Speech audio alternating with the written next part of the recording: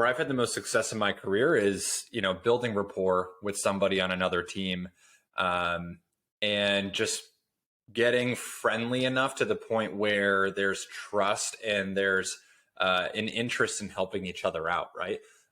If you have a buddy in, finance who can help you with a certain project, or somebody in IT, for example, they may not be on your team, but when you're in a pickle, they'll help you out because you have that trust and that rapport.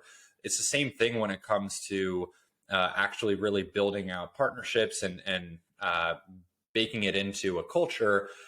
It's one thing to have leadership or the head of a department tell the people in that department, you should be working with partnerships. We should be prioritizing our partners. We need to do more co-marketing. We need to do account mapping and cross-selling.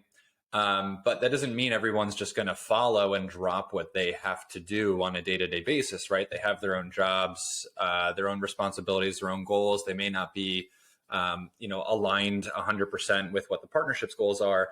And so it's really important that in partnerships, whether you're a partner manager or director of partnerships, it doesn't matter. You need to make friends and you need to make champions, I think is the common term that I use a lot too.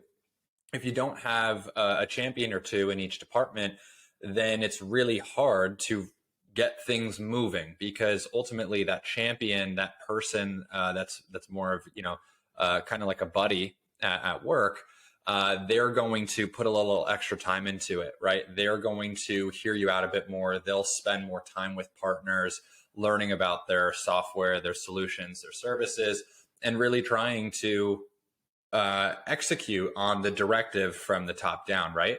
And so I think that you can't just expect everybody to follow what the manager or what the big boss says at the top. You need to go both directions, find some champions, build some champions, and ultimately tell those stories. Because once you can get a couple wins with a couple champions, you really celebrate those stories internally at any point that you can.